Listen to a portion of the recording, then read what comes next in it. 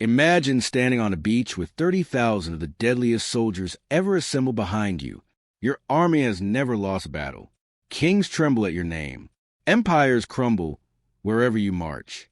But right now, none of that matters, because the city you need to destroy is sitting half a mile out in the ocean. No bridge, no shallow water, just endless waves and walls taller than a 10-story building rising straight out of the sea. Your generals tell you it's impossible. Your engineers say the math doesn't work. For 300 years, no army has even scratched this fortress. And you don't have a single ship, not one. The enemy controls the most powerful navy in the known world. Every rule of warfare says walk away. Every strategic calculation says find another target. But walking away means your entire invasion collapses. The city must fall, or everything you've built dies here on this beach. What would you do? This is the exact nightmare Alexander of Macedon faced in January of 332 BCE. And what he did next still breaks the brains of military historians 2,000 years later. He looked at that impossible gap of open water and decided to do something no human being had ever attempted. He decided to build a road across the sea itself. But here's what makes this story truly insane. It worked. Let me take you inside the most ambitious siege in ancient history. To understand why Alexander was standing on that beach, you need to rewind 12 months. The year before, everything changed at a place called Issus. Alexander's Macedonian army met the full force of the Persian Empire head-on. Emperor Darius himself commanded the Persian side. He had numerical superiority. He had home advantage. He had every reason to believe this young Macedonian king would finally be crushed. He was catastrophically wrong. The Battle of Issus turned into a massacre. Persian lines shattered. Darius fled the battlefield so fast he abandoned his own mother, wife, and children to capture. The most powerful man in the world ran for his life while his empire watched in horror. It was humiliation on a scale Persia had never experienced. But Alexander understood something critical. Winning one battle doesn't win a war. Darius was still alive. The Persian Empire still controlled vast territories. And most importantly, Persia still dominated the sea. Their navy could raid Greek cities while Alexander marched east. Their ships could cut his supply lines. They could strangle his invasion from behind without ever facing his army directly. So Alexander made a calculated decision. Before chasing Darius deeper into Asia, he would eliminate Persian naval power completely. That meant taking the Phoenician coast, city by city, port by port. The campaign started beautifully. Byblos surrendered without a fight. The city leaders took one look at what happened at Issus and decided living was preferable to loyalty to a defeated emperor. Smart choice. Sidon went even further. They didn't just surrender. They celebrated. Gates flew open. Citizens lined the streets. Alexander was welcomed as a liberator who freed them from Persian oppression. 2 major ports secured without losing a single soldier. The momentum was unstoppable, or so it seemed. Then Alexander's army reached the shoreline opposite Tyre, and everything ground to a halt. Tyre wasn't like the other Phoenician cities. Tyre was special, terrifyingly special. While other cities sat on the coast where armies could reach them, Tyre had relocated its entire population to an island nearly a kilometer offshore. The old city on the mainland was abandoned ruins. The new city rose from the sea itself, protected by walls that climbed 40 meters straight out of the water. For 3 centuries, this fortress had watched armies come and go. None had ever breached its defenses. None had ever figured out how to cross that killing gap of open ocean. The Tyrians had perfected the art of being untouchable. But geography wasn't the only problem. Tyre was a crown jewel of Persian naval power in the Mediterranean. This was where warships were built and repaired, where crews trained, where supplies flowed. As long as Tyre stood, Persia maintained a chokehold on the sea. Alexander's entire strategic calculation depended on removing this threat. The Tyrians understood their value perfectly, and they had no intention of surrendering it. When Alexander's diplomatic envoys arrived at the city, they carried a reasonable request. Alexander wished to enter Tyre and offer sacrifice at the temple of Melkart, the city's patron god. Greeks associated Melkart with Heracles, and Alexander claimed descent from the legendary hero. A religious visit. Nothing more. But everyone understood the real meaning. Allowing Alexander inside was acknowledging him as the legitimate ruler. It was submission wrapped in ceremonial language. Tyre refused. Then they did something that guaranteed the destruction of their city. They seized Alexander's envoys, executed them publicly, and threw their bodies from the walls into the sea. This wasn't diplomacy. This was a declaration of absolute defiance, a message carved in blood and thrown at Alexander's feet. We are untouchable. Do your worst. Alexander swore an oath that day. Tyre would fall, not through negotiation, not through blockade, through total annihilation. His generals thought he'd lost his mind. The military reality hadn't changed.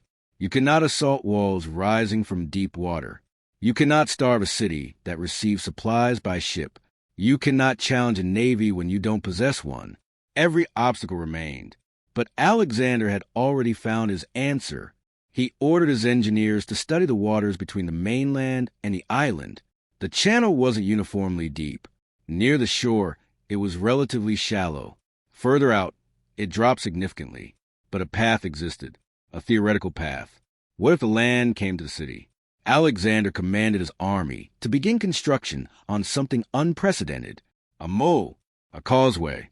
A stone bridge stretching from the abandoned ruins of old Tyre across the open water to the island fortress. They would fill the sea itself with rubble until the siege engines could reach those walls. The work began immediately. Thousands of soldiers became construction workers. The ruins of old Tyre were systematically dismantled. Every stone, every column, every foundation block. Rubble was hauled to the water's edge and dumped into the shallows. Day after day, week after week, the causeway began crawling forward. At first, the Tyrians treated it as entertainment. They lined their walls to watch the foolish Macedonians pour stones into the endless Mediterranean. The sea would swallow everything eventually. Tides would wash the rubble away. This was a project built on delusion. Then the mole kept growing. 50 meters out, 100 meters, 200 meters. The causeway pushed deeper into the channel, stone by stone, load by load. Suddenly, the entertainment stopped feeling funny. Alexander wasn't just building a road. He was raising siege towers at the forward edge of the construction. Catapults were being assembled. Artillery platforms took shape. The untouchable walls of Tyre were about to become targets. The Tyrians launched everything they had. Warships swept close to the causeway, archers raining arrows on exposed workers. Fire pots were hurled at the wooden siege equipment. Small boats darted in to disrupt construction. Divers slipped beneath the surface, removing foundation stones, trying to undermine the structure from below. Every day became a battle. Progress was measured in meters and blood. Alexander ordered wooden screens to protect his workers. He positioned his own artillery to drive back the harassing ships. The causeway advanced through a storm of constant violence. Then Tyre played its masterstroke. The defenders prepared a massive fire ship. An old horse transport vessel was selected, its bow modified for maximum destruction. Cauldrons of oil and pitch were suspended from extended yardarms. The hull was packed with every flammable material available: dried timber, kindling, sulfur, resin. Towers were constructed on deck to maximize the blaze height. They waited for the perfect wind. When it came, the fire ship was ignited and driven directly at Alexander's siege towers. The impact was catastrophic. Flames leaped from the cauldrons onto the wooden structures. Fire spread with terrifying speed. Ropes snapped. Frames collapsed. Soldiers scrambled to escape the inferno. In minutes, months of construction was reduced to smoking wreckage sinking into the Mediterranean. Simultaneously, Tyrian warships attacked along the entire causeway length. Arrows fell like rain. Workers fled. Defensive positions were overrun. The causeway itself was partially destroyed. When the smoke cleared, Alexander's siege had been thrown back to nearly nothing. Morale collapsed. Soldiers who believed in the impossible mission suddenly questioned everything. The Tyrians celebrated on their walls. The invincible Macedonian had finally been stopped. The sea had proven stronger than human ambition. But here's what Tyre didn't understand about Alexander. Failure didn't discourage him. It educated him. Looking at the burning wreckage, Alexander recognized a fundamental problem. Land alone couldn't conquer Tyre. As long as the city controlled the sea, it could be reinforced indefinitely. Ships would bring supplies. Warships would harass construction. The cycle would repeat forever. The equation had to change. Alexander needed a navy. He dispatched messengers to every submitted city along the coast. Sidon contributed its war galleys and experienced crews. Byblos sent everything it could spare. Smaller ports provided whatever vessels they possessed. Within weeks, Alexander commanded approximately 80 ships. But 80 ships weren't enough to challenge Tyre's naval supremacy. Then fortune intervened. The kings of Cyprus had been watching events unfold with calculating eyes. Persia had suffered a catastrophic defeat at Issus. Alexander was clearly the rising power. Backing the losing side now could mean annihilation later. They made their choice. 120 Cypriot warships sailed to join Alexander. Their defection transformed the strategic situation overnight. Alexander now commanded over 200 vessels. He possessed undeniable naval superiority for the first time in the campaign. The siege entered its second phase. Alexander's fleet moved into position, establishing a complete blockade around Tyre's island fortress. Phoenician ships sealed the southern harbor.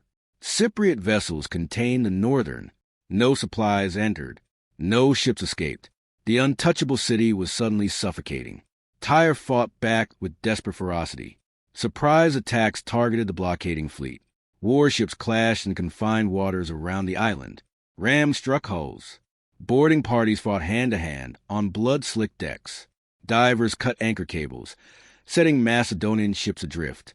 Alexander adapted to every countermeasure. When divers cut his ropes, he replaced them with iron chains. When fire arrows threatened his vessels, he repositioned them under artillery cover.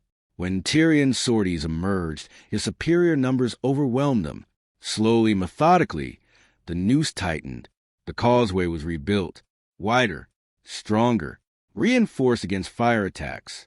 Siege towers rose again at the forward edge. Stone throwers and catapults were massed to provide covering bombardment. The defenders who once stood openly on the battlements were now pinned down by constant artillery fire. But the walls still held. Assault after assault was repulsed. The Tyrians constructed wooden counter-towers along their parapets.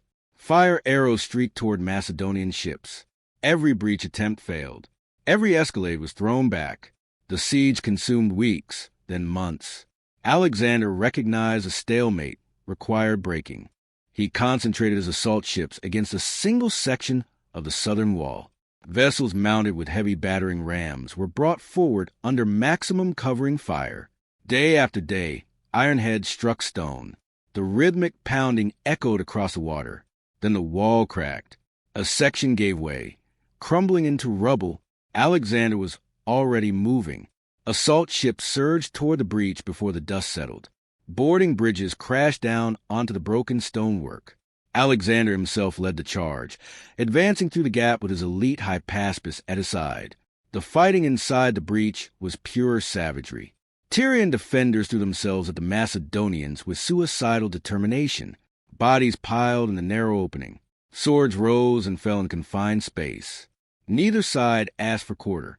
Neither expected it. But more Macedonians poured through every minute.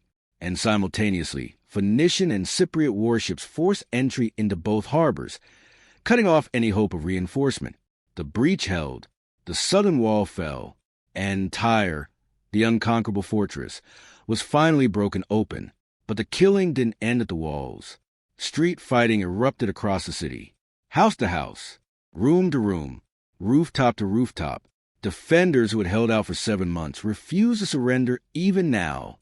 The Macedonian army, frustrated by the longest siege of the campaign, showed no mercy.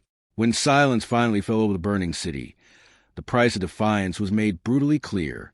8,000 Tyrians lay dead in the streets. 30,000 survivors were dragged to the slave markets.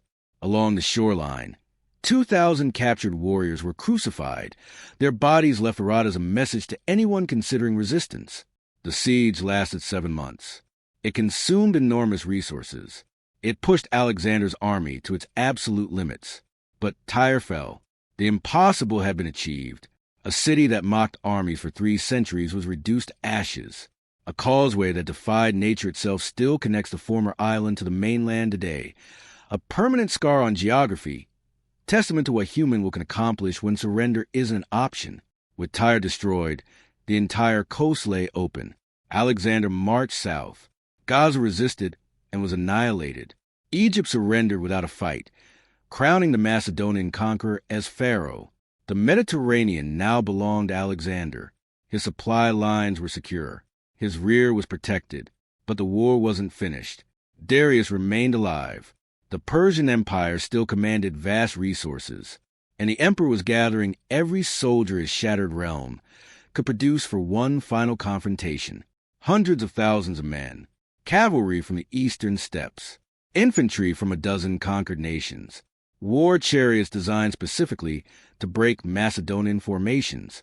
The greatest battle in ancient history was approaching, and Alexander was walking straight into it. If this story grabbed you, if you want to see what happens when Alexander faces the full weight of an empire with everything on the line, the Battle of Gaugamela is waiting. But first, do me a favor. Hit that subscribe button. Drop a like on this video. Turn on notifications so you never miss when the next chapter drops.